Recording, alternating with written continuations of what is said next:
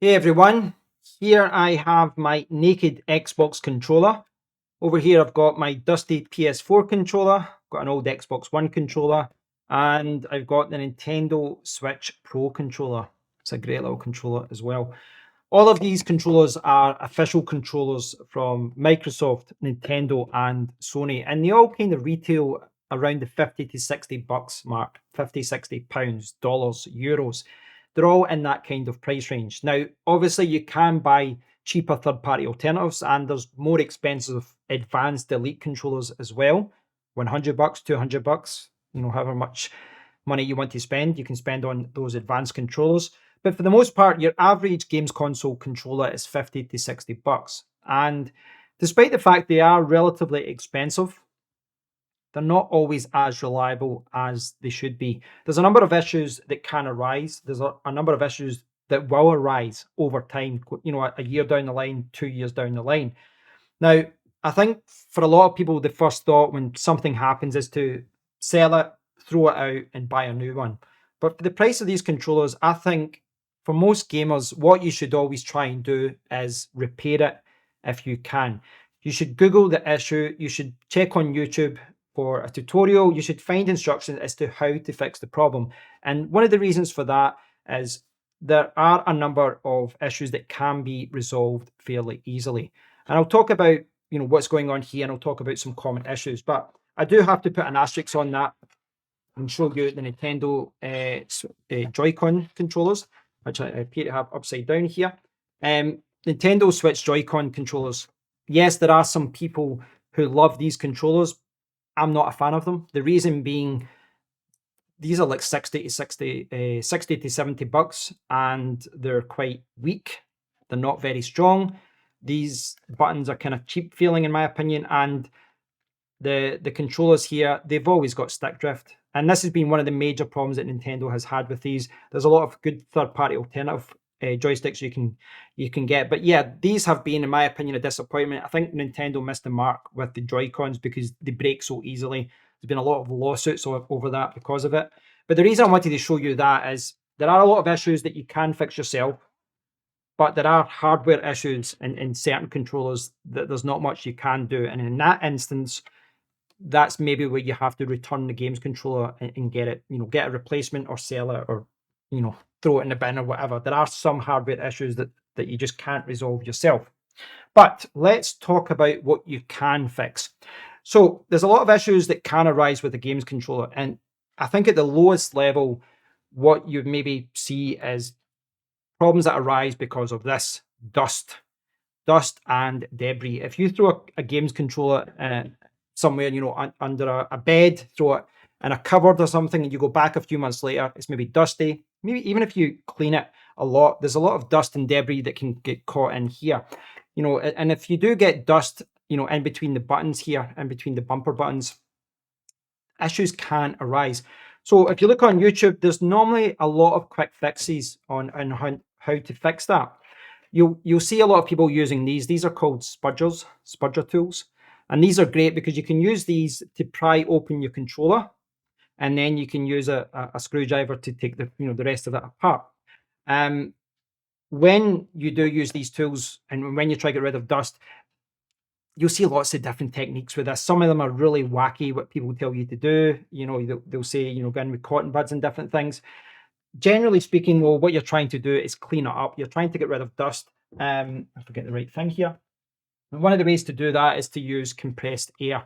So these are compressed air cans. You can get these for a few pounds, a few dollars. And the idea with these is once you open it up, or even if you don't, you can kind of open up the controller and blow dust away. And it doesn't look like you're doing much.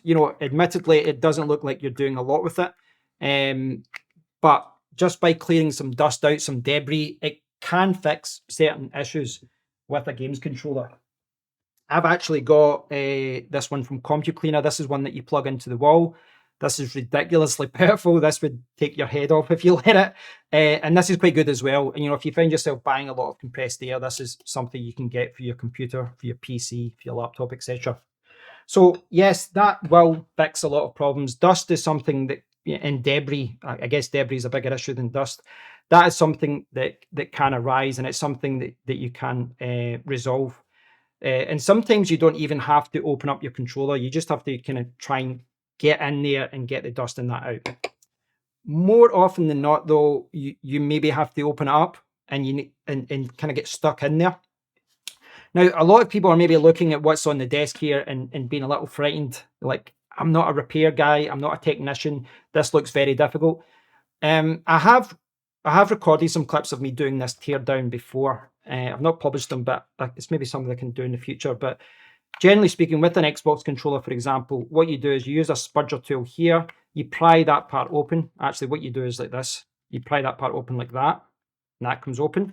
You take that off. You take that off, and then you've got 4 screws there, 4 Torx screws, top, bottom, which you can see there.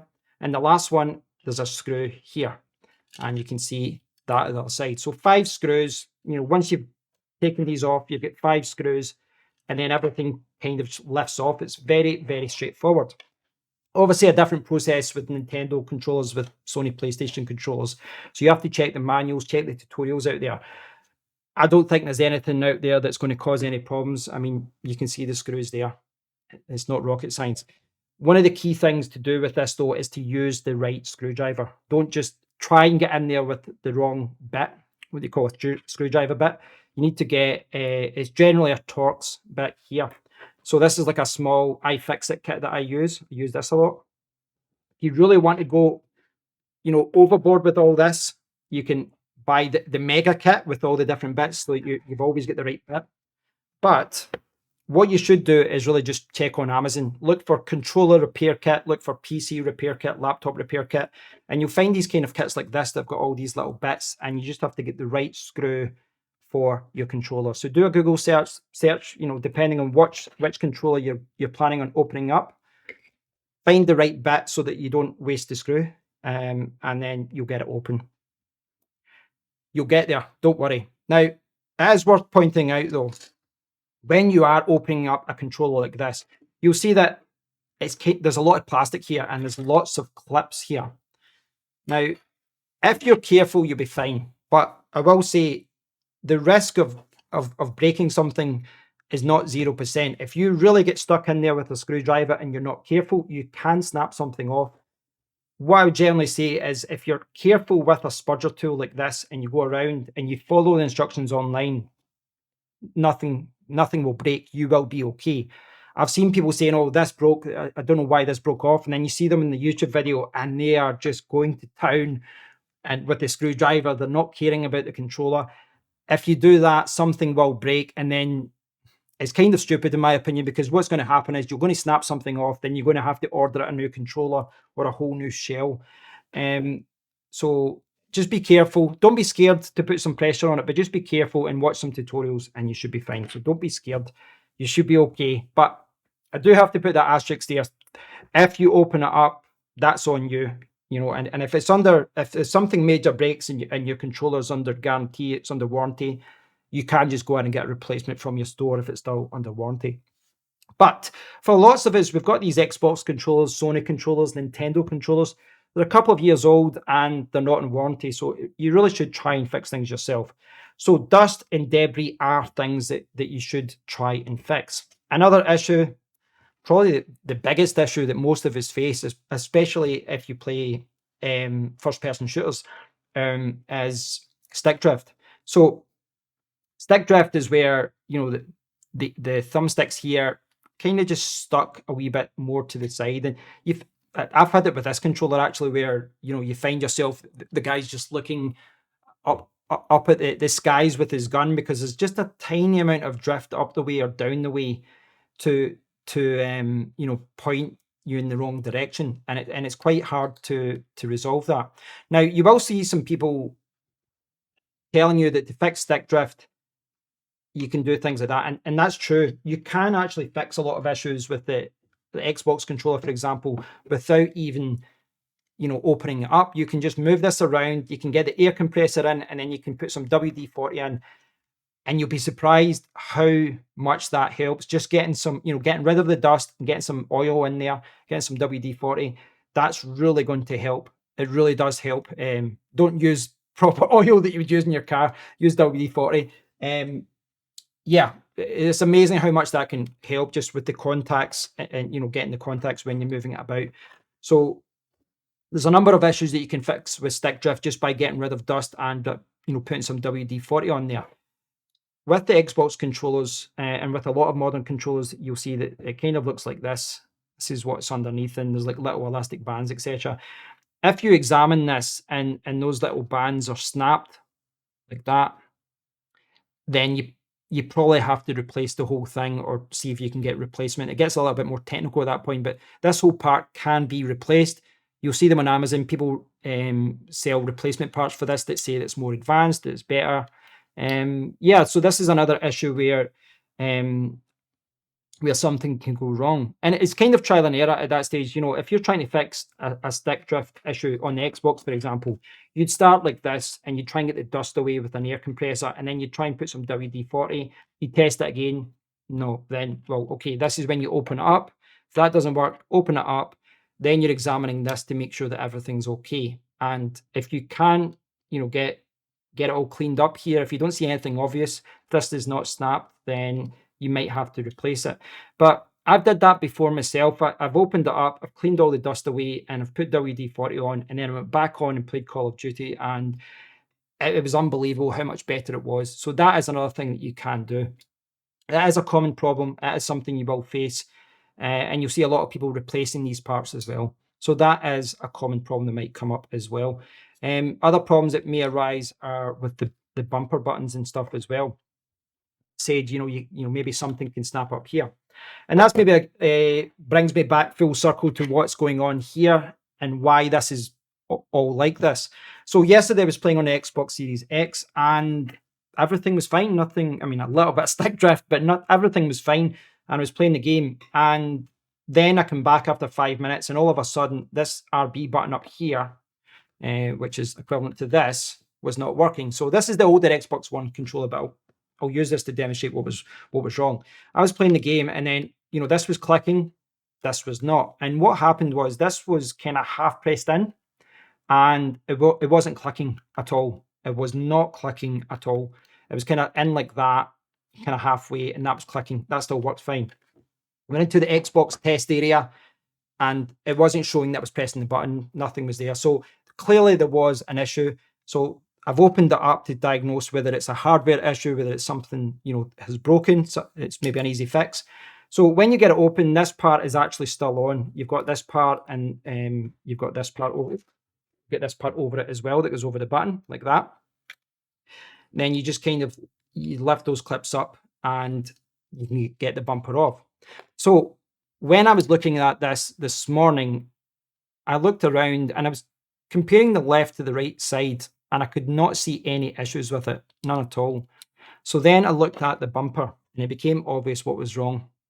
If you look here, if I can get it in focus here, you'll see that the clip here, see this part here?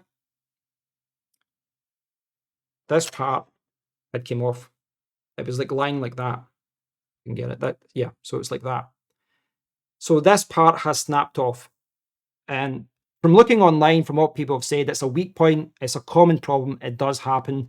It's just a flaw of the Xbox controller that this can arise if you're playing games a lot. And yes, this appears to have been what has caused the problem. This little part has snapped off. And, it's just a little clip, but it prevented the whole controller from working. So yes, it's just a little fix like that. Okay, like that. So you have that problem, your LB or RB button is not working because of that. I looked online, I found a really good tutorial from someone. I'll try and find it again and link it to you guys below. I'm sure he suggested to glue it like that, to just glue it back on. Now, gluing a little part like that back on is something you can do. It glues cheap, it's very easy to put that back on, but it's not something I'm going to do. And the reason is, if I glue that back on, how long am I going to get with that working? A couple of weeks, a couple of months? I just don't have the confidence that it's not going to break again in the future. For me, for the hassle of gluing it and put it back on, I might as well just buy a replacement part.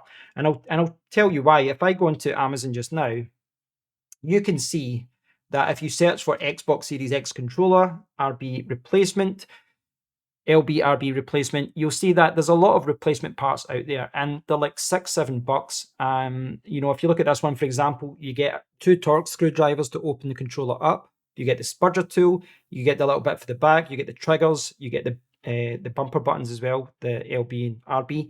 You get everything you need for like £8. It's so cheap, and it's not like that's the only seller. These things are commonly sold. They're all about between $5 and $8 or so, and yeah, it's a relatively easy fix. Now, these parts are not official. These parts are coming from a third party. It's not endorsed by Microsoft, but some of them have bad reviews, some of them have good reviews. But yeah, there's a lot of options out there, and I'm going to order it later today. I need to decide on which color to get, whether I stick with black or go with different colors. But yeah, for me, that's why I'm not going to glue it.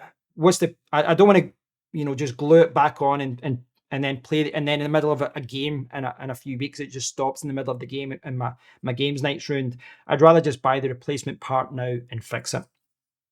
I hope you've enjoyed this discussion about repairing games controllers. Obviously, I do not want your controllers to break, but if you do find yourself in a position where the buttons are not working correctly, or the D-pad's broke, or you're getting some stick drift, I do encourage you to look into resolving the issue yourself.